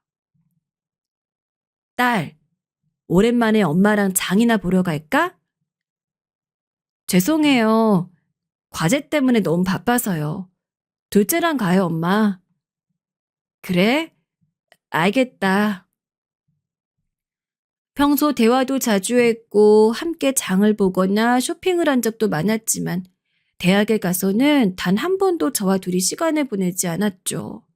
그나마 둘째도 껴서 가족끼리 다 같이 어딘가를 가는 땐 억지로 따라오는 느낌이었습니다. 솔직히 서운했어요. 풍족한 집안에서 여유롭게 자라지 못하게 한 것은 미안하지만 그래도 제 나름대로 딸아이 챙기기 위해 하루도 빠짐없이 일하며 노력했고 그 결과 혹여나 딸의 공부하는데 힘들고 부담될까봐 4년치 등록금까지 전부 모아둔 채 편하게 학교 다니라고 한 상황인데 왠지 그런 상황에 대한 고마움은 하나도 없어 보였으니까요. 고맙다고 말 한마디 해주었더라면 좋았을 텐데 마음의 여유가 없는 건지 단 한마디도 안 하더라고요. 그래도 엄마이기에 티내지 않았습니다. 서운함이 있다곤 해도 결국 그 서운함이 미안함을 넘어설 만큼 크지 않았기에 그냥 어른이 되니 새삼 엄마랑 붙어 다니고 그러는 게 괜시리 부끄럽고 겸연쩍은가 보다 싶어서 내버려 두었어요. 첫째 대신 둘째는 날이 갈수록 저에게 살갑게 굴며 늘 엄마, 엄마하고 따라다니는 딸이어서 둘째를 보며 마음의 빈자리를 채웠죠. 아이 둘이 모두 성인이 되고 난 이후엔 아무래도 이전만큼 신경 쓸 게 없어서 그런지 좀 더 시간이 느리게 갈 거라고 생각했는데 오히려 어른이 되고 나니 하루하루가 정말 쏜살같이 지나가더군요. 예전보단 일하는 걸 줄였는데도 불구하고 정신 차리고 나면 다음 날이고 첫째는 휴학 한 번 안 하고 쭉 4년간 학교를 다니면서 대학교를 졸업했고 둘째는 성인이 되자마자 알바를 하며 여전히 제 일을 돕다 첫째가 졸업을 할 때쯤 취직자를 구해 일을 시작했습니다. 정말 남부러울 거 하나 없었습니다. 시장 동료들도 제 어려운 사정을 다 알고 있었는데 딸들 이야기만 하면 하여간 그렇게 힘들게 살았어도 딸들 보면 기운이 쑥쑥 나겠어. 라며 농담을 던질 정도로 두 딸은 남들 보기에도 잘 커주었습니다. 게다가 첫째가 졸업한 지 얼마 되지 않았을 때 서울에서 이름만 대면 다 알 법한 유명한 대기업에 당당히 입사를 하였는데 그 기쁨은 이루 말할 수가 없을 정도였습니다. 간혹 유명한 연예인이 그 동네에서 나고 자라면 플랜카드를 거는 경우가 있었는데 예전엔 뭐 그런 거 가지고 저렇게 유난인가 싶었는데 막상 제가 그만큼 자랑할 만한 자식이 있다 보니 저라도 당장 있는 돈 없는 돈 다 끌어모아 첫째 딸 이름 크게 박은 플랜카드를 동네방네 걸고 싶었죠. 사는 곳과는 지역 자체가 달랐기에 딸은 취직을 위해선 서울에 올라가야 했어요. 그래서 저는 그전까지 최대한 첫째 딸과 시간을 보내고 싶은 마음에 딸에게 옷도 사주고 이것저것 돌아다니며 데이트도 하고 싶었습니다. 수연아, 우리 오늘 엄마랑 떡볶이 먹으러 갈까? 아니면 너 좋아하는 짜장면 먹으러 갈까? 아, 엄마, 나 오늘은 약속 있어서요. 둘째랑 가요. 그래? 많이 바쁘니? 너 서울 가면 엄마랑 보낼 시간 이제 많지도 않을 텐데. 시간 좀 내주지. 어느 날은 화가 나서 서러움에 저런 말을 내뱉고 말았어요. 마음속에서야 수십 번 외쳤던 말이었지만 차마 입 밖으론 못했던 말이었죠. 하지만 수연이는 그 말을 듣자마자 뾰족한 표정이 되어선 엄만 왜 이리 나한테 불만이 많아요? 하더라고요. 불만을 말한 게 아니고 엄마는 너랑 같이 시간 좀 보내고 싶어 그러지. 그게 그리 싫어? 아, 짜증나. 그럼 엄만 좋겠어요? 나 할 공부가 산더미 같아요. 입사했다고 전부가 아니라고요. 건드리지 말고 나가요. 무슨 아랫사람 대하듯 하대하는 태도에 솔직히 황당해서 입이 벌어지지가 않았습니다. 딸이 절 엄마로 안 본다는 기분까지 들더라고요. 너 다시 말해봐. 나가라고? 엄마한테 그게 할 소리니? 제가 버럭 소리 지르자 수연이도 저한테 험악한 눈빛으로 맞받아쳤습니다. 둘째가 황급히 다가와 무슨 일이냐고 하면서 결국 모녀지간의 대화는 그렇게 마무리되었어요. 딸은 입사 전에 회사 공부도 해야 하고 바쁘단 이야기를 하며 예정보다 일찍 서울에 올라갔습니다. 딸과 작게 말다툼한 일이 마음에 걸려 그 전날에 첫째에게 이야기 좀 하자고 했지만 수연이는 그마저도 거부를 하더군요. 엄마, 나 피곤해서 잘래요. 설마 취직을 하면서까지 저한테 이렇게 내외할 줄은 몰랐지만 섭섭한 마음에 괜스레 눈물이 나더라고요. 언제는 그 마음을 가눌 길이 없어 혼자 술병을 들고 술을 마시고 있는데 우리 둘째가 조용히 와선 절 위로해 주더라고요. 언니도 처음 취직하고 그러는 거라 긴장해가지고 그런 걸 거야. 너무 신경 쓰지 마, 엄마. 내가 언니한테 말 잘해볼게. 그래, 알았다. 엄마도 너무 예민했나 봐. 나이 먹더니 왜 그러는지 참. 전 둘째의 위로를 받고 최대한 마음에 담아두지 않기 위해 노력했습니다. 하지만 정말 해도 해도 너무하더군요. 아무래도 먼 타지에 홀로 첫째 하나 올려보낸 게 마음에 걸려 주에 한 번씩은 꼭 안부 전화를 걸고 몇 번은 수연아, 엄마가 걱정이 돼서 그러니 귀찮더라도 안부 문자 정도 보내주렴 하고 당부까지 했지만 첫째는 제가 전화나 문자를 보내고 나서야 간신히 답장 한번 할 정도였죠. 엄마, 저 알아서 잘 지내니까 전화 좀 안 하면 안 돼요? 어느 날은 이렇게 화를 낼 정도였습니다. 심지어는 명절 때도 고향에 오기는커녕 그때조차 연락이 없었으니 말 다 했죠. 딸의 안부를 알기 위해선 가끔 바뀌는 카톡 프로필 사진을 보는 것이 유일한 방법이었어요. 야속하기 이를 데 없었으나 참는 것 말고는 할 것도 없었죠. 그렇다고 서울까지 쫓아가서 왜 그렇게 연락을 안 하냐며 뭐라고 할 수도 없었으니까요. 그래도 전 엄마랍시고 김치고 뭐고 딸이 좋아하는 반찬들을 챙겨 보내주곤 했습니다.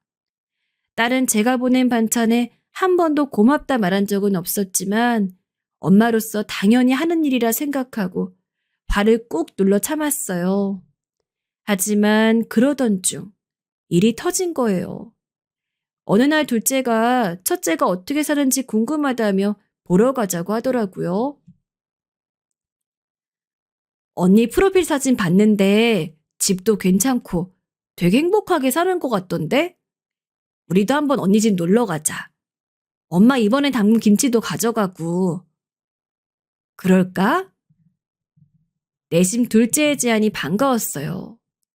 저도 첫째 사는 서울집이 궁금하기도 했고 밥은 잘 챙겨 먹고 다니는 건지 일은 잘하고 있는지 걱정도 되었으니까요. 그래서 첫째에게 집으로 간다는 문자를 남기고 서울로 출발했습니다.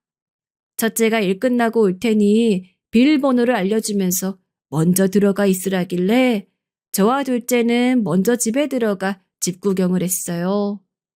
첫째가 사는 집은 생각보다 꽤 괜찮았어요. 혼자 살기에 좁아 보이지도 않았고 물건들도 성격답게 깔끔하게 정리되어 있더라고요. 역시 언니네. 좋은 직장 다니더니 집도 좋구만. 난 언제 이런 집 살아보나.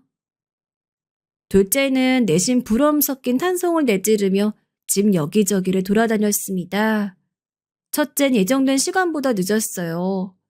저도 둘째도 첫째를 기다리느라 밥을 못 먹고 있었는데 그때 비밀번호 누르는 소리가 들렸고 드디어 첫째가 들어왔습니다. 허나 첫째는 어딘지 못마땅한 얼굴이었습니다. 오셨어요? 오랜만에 만난 딸이지만 딸은 왠지 모르게 거리감이 느껴졌고 절 본 듯 만 듯하며 집 안으로 들어왔어요. 오늘 많이 피곤한가 싶었지요. 수연아, 엄마가 밥 차려줄게. 김치랑 너 좋아하는 장조림이랑 이것저것 들고 왔어. 얼른 밥 먹자. 많이 피곤했지? 아, 저 회사 사람들이랑 밥 먹고 와서요. 안 차려주셔도 괜찮아요. 언니, 밥을 먹고 왔다고? 같이 먹기로 했잖아. 우리 못 먹고 기다리고 있었는데. 그럼 먹고 온다고 말이나 미리 해주지. 말할 시간이 딱히 없었어. 미안해, 엄마. 근데 언제 가시는 거예요? 집 구경 다 하셨으면 이제 가셔도 되지 않아요? 저 좀 피곤한데. 오늘 일이 많았거든요. 얼른 가주셨으면 좋겠어요. 어? 많이 피곤하니? 그래, 가야겠구나. 좀 더 얘기하고 싶었는데. 남은 얘긴 그럼 전화로 마저 하자꾸나. 얼른 쉬어라. 둘째야, 짐 챙겨라. 가자. 뭐? 아니, 언니, 우리 얼굴 본지 얼마나 됐다고 가라 해. 정말 너무한 거 아니야? 이거 반찬 들고 우리가 여기까지 오느라 얼마나 힘들었는지 알아? 엄마가 언니 준다고 어제 하루 종일 반찬 만들면서 얼마나 고생했는데. 그리고 언니 때문에 밥도 못 먹고 기다렸는데 연락도 안 주고 정말 배려가 없어도 너무 없는 거 아니야? 전 첫째의 심기를 거스르지 않기 위해 최대한 자리 피하려 했지만 둘째는 아니었어요. 그간 쌓인 걸 다다다 쏟아내었습니다. 언니 요즘 우리한테 연락도 안 하잖아. 우리가 뭐 언니한테 잘못한 거라도 있어? 그런 게 있으면 말을 해. 심지어 명절 때도 언니 빤히 기다리는데 연락 한 통 없고. 저번에 엄마가 언니 명절에 오는 줄 알고 반찬을 얼마나 많이 한 줄 알기나 해? 그래서 어쩌라는 거야? 내가 말했잖아. 회사가 바빠서 명절이라도 쉬어야 한다고. 그리고 나도 내 생활이 있어. 남자친구와도 보내야 하고 일도 해야 하는데 언제까지 집에 신경 써야 해? 이런 말 들으려고 집에 초대한 거 아니니까 이제 가줄래? 솔직히 여기도 오지 말라고 하고 싶었는데 네가 하도 온다니까 어쩔 수 없이 오게 한 거야. 그리고 집에 있을 거면 청소라도 하면서 있든가. 엄마도 그냥 있었던 거예요? 뭐라고? 언니 지금 말 다 했어? 첫째는 변해도 너무 변해 있었습니다. 기가 막혔죠. 저도 할 말이 없었습니다. 하지만 애들 싸움이 점점 커져가자 어쩔 수 없이 둘의 싸움부터 막아야 했습니다. 전 둘째의 입을 막다시피 하며 둘째를 집 밖으로 데리고 나가려 했어요. 둘째는 할 말을 해야겠다며 고래고래 소리를 질렀지만 전 막무가내로 둘째를 끌고 나왔습니다. 그런데 그때였어요. 충격적인 광경을 목격하고 말았죠. 둘째와 조금 몸싸움을 하면서 현관으로 가며 쓰레기 봉투 하나가 넘어졌는데 거기엔 제가 첫째에게 준 반찬통들이 한가득 있더라고요. 반찬통들만 있던 게 아니었습니다. 제가 백화점에서 사서 보내준 옷들과 가방도 그 안에 있었지요. 순간 저도 모르게 몸이 굳고 말았습니다. 둘째와 집에 들어왔을 땐 미처 봉투 안은 보지 못했는데 그 내용물들을 본 순간 둘째도 저도 모두 입이 다물려졌습니다. 제 나름대로는 우리 첫째 직장에서 좋은 옷 입고 일하라고 비싼 돈 주고 마련한 옷이었습니다. 반찬들도 좋은 재료로만 해서 만든 것이었고요. 그런데 지금까지 제가 보낸 모든 것들이 이렇게 쓰레기 봉투에 담겨 버려졌던 거였어요. 차마 그것을 더 볼 수 없었던 저는 그 길로 당황한 둘째의 손을 잡고 도망치듯 나와버렸습니다. 엄마. 둘째는 제 심정을 헤아리며 저를 불렀지만 전 깊은 생각에 잠겨 아무 말도 하지 못했습니다. 첫째가 왜 대체 저리 변해버린 건지, 어떻게 이럴 수가 있는지 이해할 수가 없었습니다. 제가 첫째에게 특별히 잘못한 것도 아닌데 너무하다 싶었어요. 둘째는 그날 첫째에게 많이 실망하고 화가 났는지 밤에 전화로 첫째와 한바탕 또 하는 것 같았습니다. 어떻게 그걸 다 버릴 수가 있냐. 엄마 심정은 생각 안 하느냐. 허나 첫째의 대답은 일관된 것 같았어요. 둘째는 말을 하다 지쳤는지 전화를 툭 끊어버리곤 거실로 나와 제게 이제 자긴 첫째와 더 연락을 하지 않겠다고 하더라고요. 어렸을 땐 손을 꼭 잡고 떨어지기 싫어 어디든 같이 다니곤 했던 자매인데 이 모든 게 어그러졌다 생각하니 문득 서글픔과 쓸쓸함이 동시에 몰려왔습니다. 나중에서야 첫째에게서 미안하단 식의 전화가 오긴 했어요.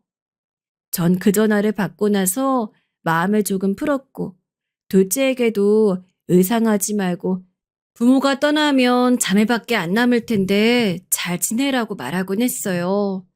하지만 딸은 역시나 그 이후로 연락 한 통 없었습니다.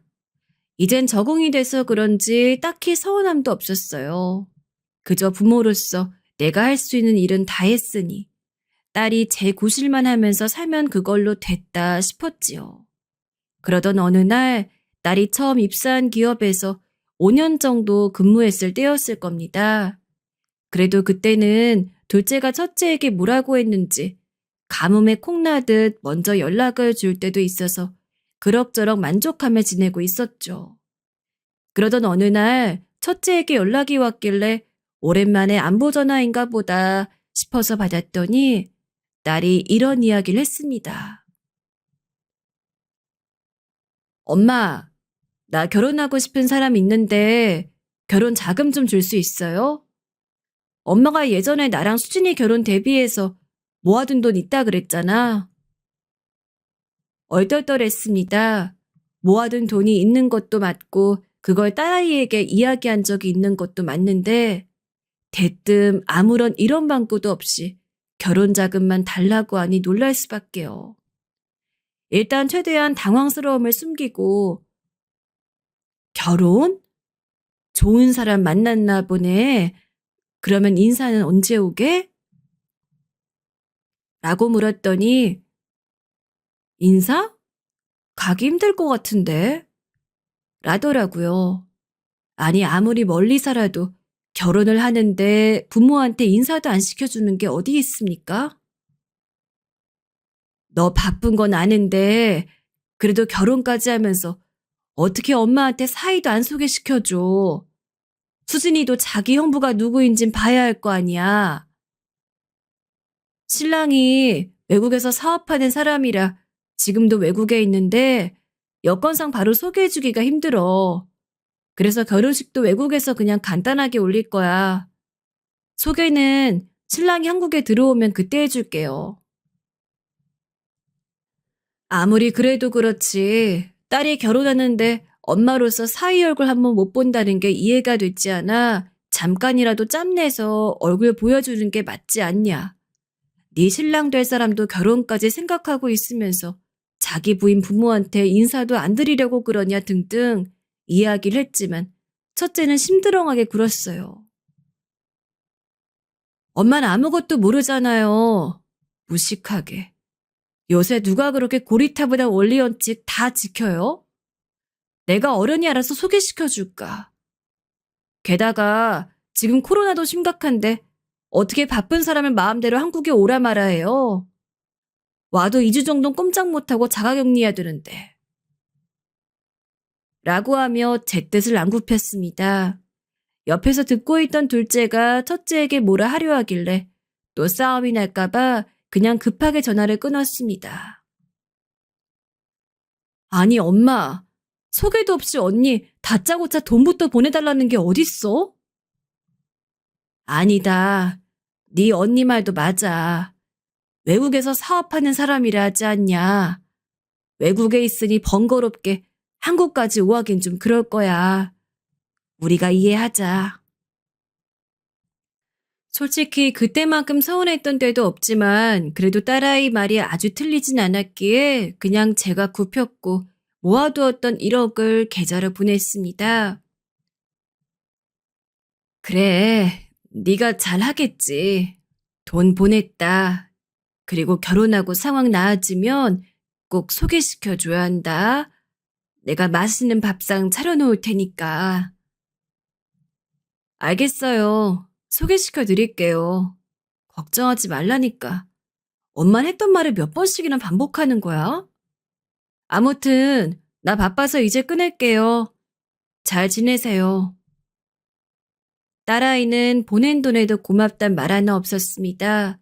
그저 또 그놈의 바쁘다는 말뿐. 그래도 기다리면 나중에 연락이 오겠지 하며 시장 일에 집중했습니다.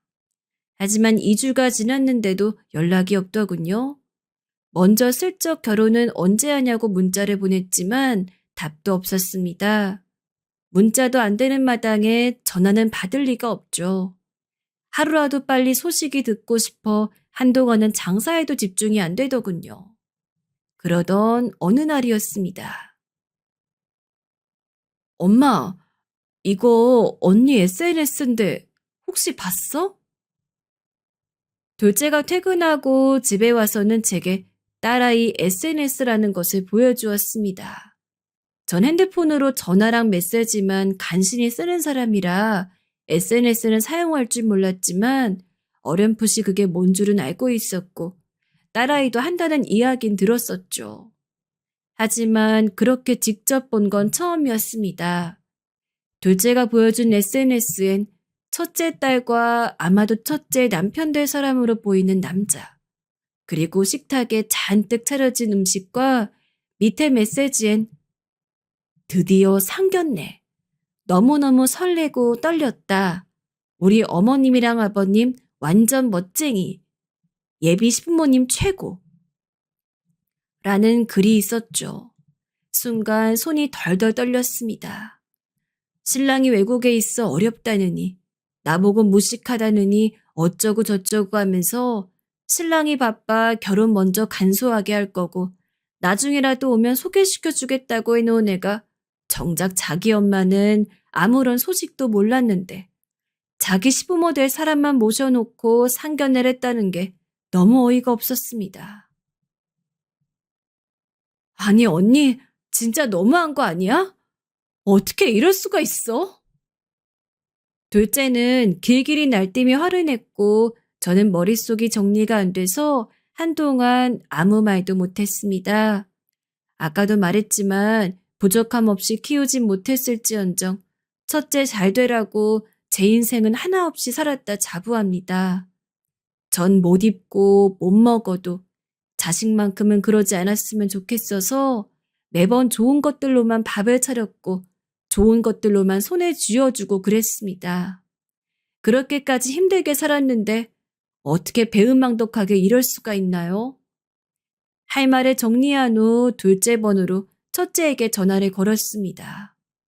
보니까 제 번호는 피하는 것 같고 그래도 지동생 번호라면 받지 않을까 싶어서요. 여보세요? 아니나 다를까 제 전화였으면 이미 몇 번은 부재중 전화로 넘어갔을 텐데 동생 전화라고 한 번에 받았죠. 엄마다 하고 이야기하니 어? 엄마가 수진이 번호로 갑자기 무슨 일이야?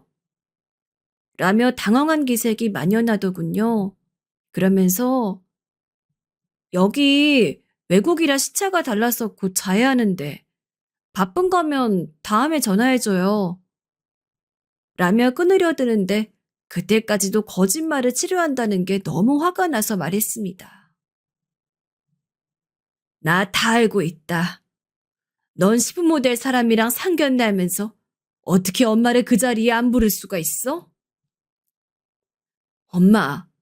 엄만 그런 것도 이해 못 해줘? 나라고 시댁에 부모님 소개 안 시켜주고 싶은 줄 알아?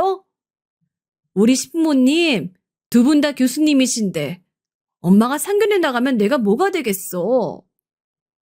뭐야? 그러니까 지금 시부모님은 교수고 난 시장에서 일하는 사람이라 네 엄마도 소개를 못 시켜줬다는 거야? 그래요.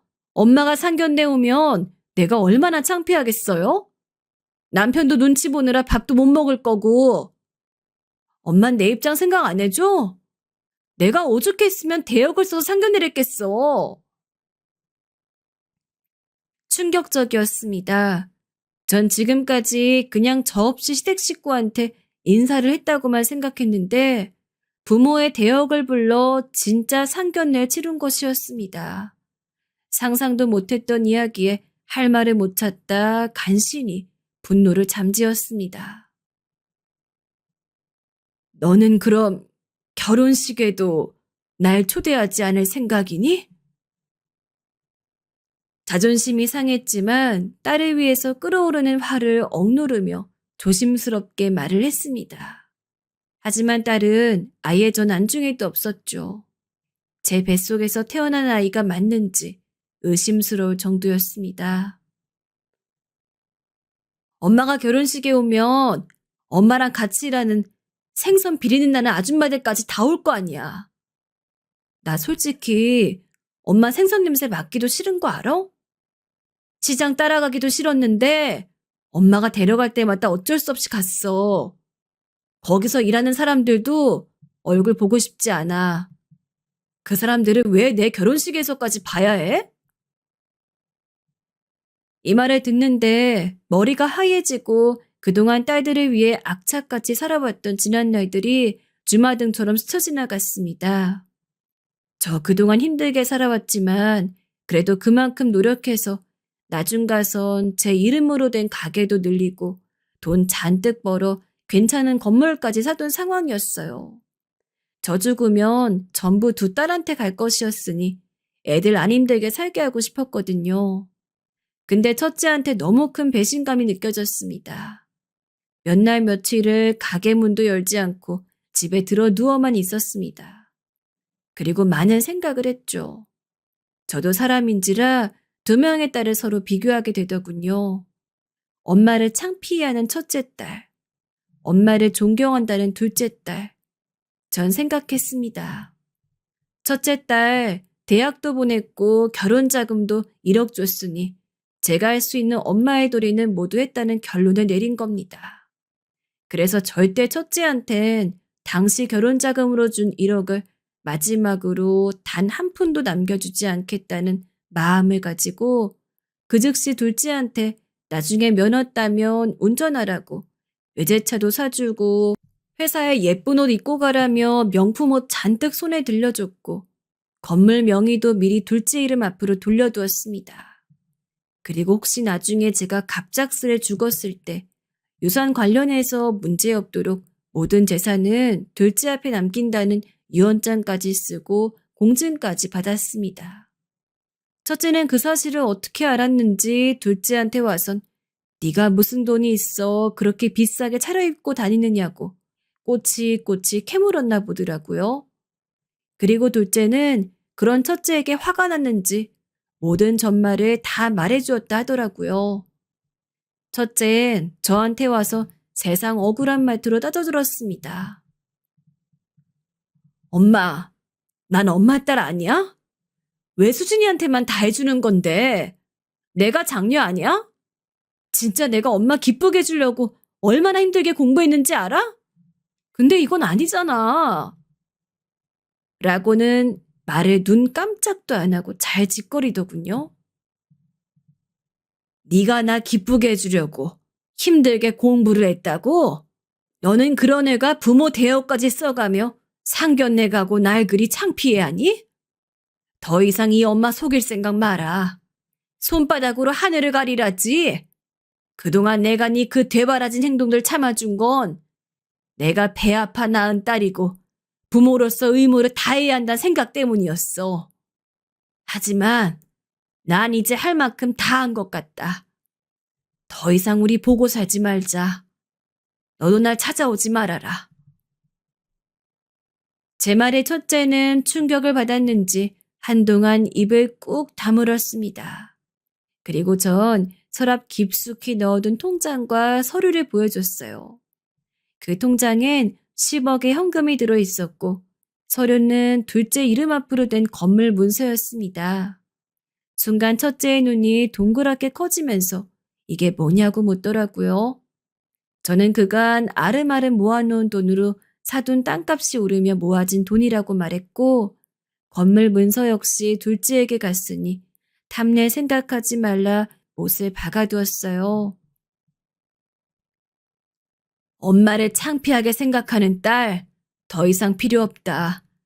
네 잘난 남편과 그리고 상견례 때 나 대신 나간 네 엄마 아빠와 잘 살고 다신 찾아오지 말아라. 그제야 첫째는 무릎을 꿇었고 싹싹 빌기 시작했건만 전 첫째를 집 밖으로 쫓아내고 번호를 전부 차단했습니다. 진짜 마음 같아선 딸아이 시댁이라는 곳에 얘가 어떤 애인지 다 밝히고 싶었지만 참았어요. 이래서 자식 새끼 오냐오냐 키우면 안 된다고 하는 건가 봅니다. 그나마 둘째 덕분에 위로가 되긴 하지만 그래도 힘들게 살아왔던 지난 세월이 새삼 억울했네요. 그런데 며칠 전에 딸이 사위를 데리고 찾아왔어요. 처음으로 사위의 얼굴을 보여준 거죠. 생긴 건 착하게 잘생겼더군요. 사위란 사람도 이 상황을 납득하기 힘든지 어물쩡 서 있고 첫째 딸은 또다시 엄마 잘못했다고 싹싹 빌더군요. 엄마, 미안해. 내가 잘못했어. 내가 잠시 미쳤나 봐. 사람이 살다 보면 그럴 수 있잖아. 엄마 한 번만 용서해주면 안 될까? 앞으로 엄마한테 잘할게. 평생 효도할게. 입에 발린 말 하지 말거라. 더 속지 않는다고 분명히 말해두었어. 둘째에게도 가서 재산 달라 투정하지 말고 네 남편 데리고 가라. 웃긴 건 사위까지 제 재산 얘기를 들었는지 첫째 딸의 말을 거들더군요. 첫째 딸이 실은 장모님 생각을 아주 많이 했다면서 용서해 주시면 앞으로 이런 일은 없을 거라면서요.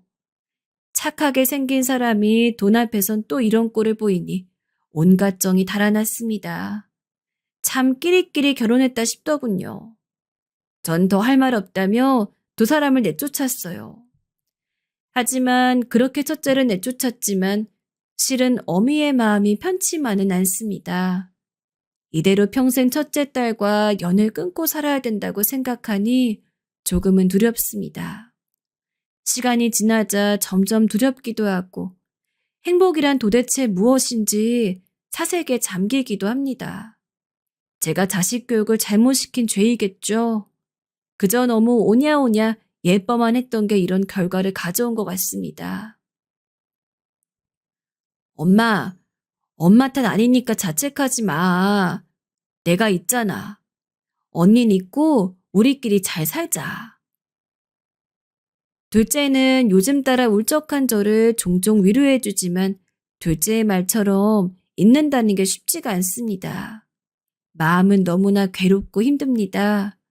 이제까지 왜 그렇게 악착같이 살았는지 후회만 되고요.